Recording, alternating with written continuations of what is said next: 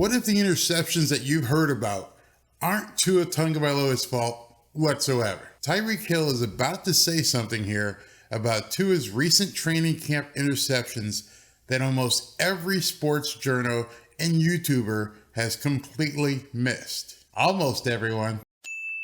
See if you can catch it. Reports have come out that the defense had at least 6 interceptions, Tua do 3. The defense won today. I feel like, Tua, he's just, doing what he's been doing, staying consistent, making sure he's able to trust us in those small windows. Like a lot of reporters, they just see, oh, this guy kisses a pig, this guy does this. But really what they're not saying is, okay, Tyreek, he slipped on a play and he's supposed to be in this window that caused the pick. You know what I'm saying? So, it's not all on Tua, I go and tell the guys all the time, we as receivers, we as an offense, we got to take some of the load off of our guy one.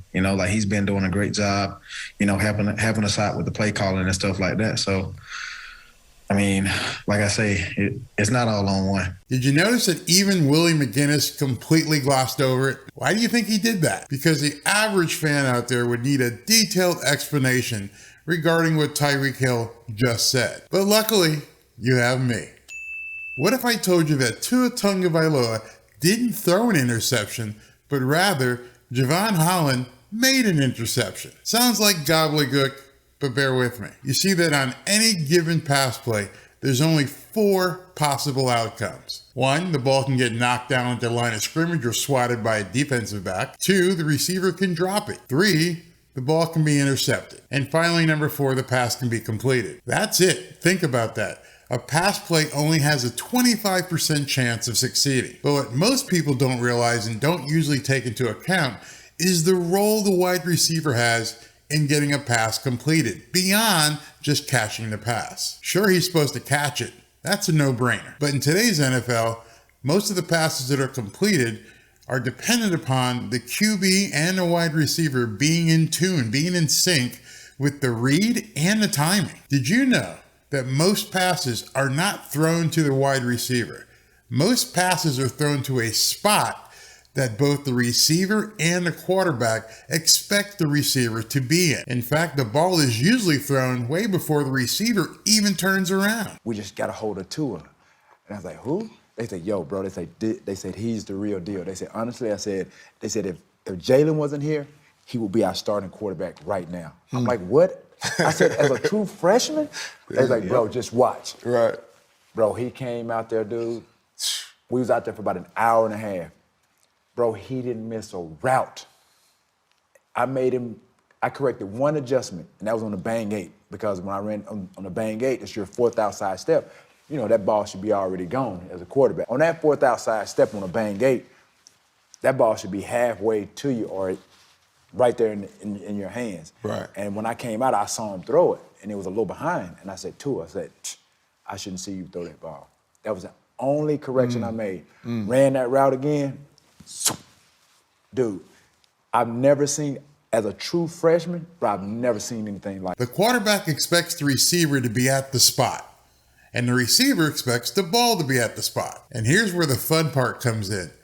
The defensive back playing that wide receiver can see all of this develop, and they want to be at that spot as well. And the science of all this means all of this has to happen in seconds, if not milliseconds. All of that recognition between the quarterback, the wide receiver, and the defensive back happens in a blink of an eye. Remember, defensive backs watch just as much film as anybody else, and they spot tendencies and reads and look for timing as well. So there's a window, a very short window, for the ball and the wide receiver to be at that spot for a completion to happen. And the defensive back, he knows that as well. A slip here, a little bit of indecision there, and the defensive back has an opportunity to catch that ball. And then guess what happens next? The announcers say the quarterback threw an interception, the fans get bummed, and the game goes on. And no one ever talks about the wide receiver missing the window and not being at the spot at the precise time that the quarterback expected him to be there. But Tyreek just told you.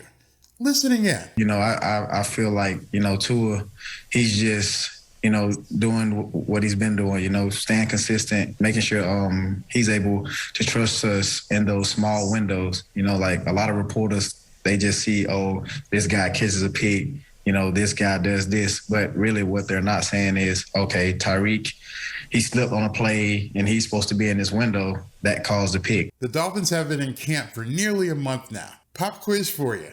How many times do you think Jevon Holland and Jevon Howard and the other defensive backs have seen these routes being run in practice? You see, they know these windows just as well as Tua, Tyreek, Jalen, and the other wide receivers. That's why both Tua and Jevon Holland have come out and said in the media recently that they're both making each other better. If you can hit the window, if you can hit the spot against someone who sees you every single day, who sees every route being run over and over, how do you think you're going to do against somebody who hasn't seen it over and over? So why worry about interceptions being thrown in camp if you haven't seen the entire film to show you who missed the window?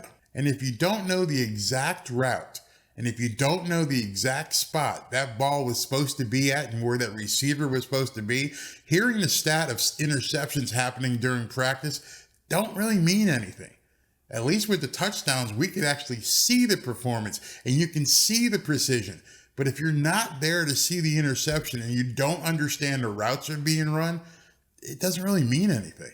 Despite his ability, Tyreek Hill has only had a month of practices with Tua Tagovailoa and the rest of the team. A month, just 1 month, 30 days.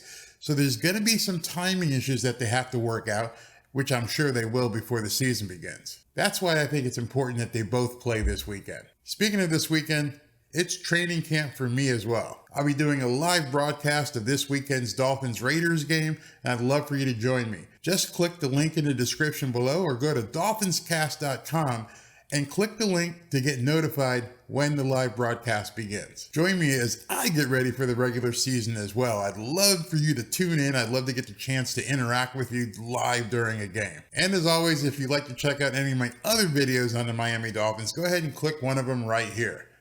Talk to you soon. Fins up.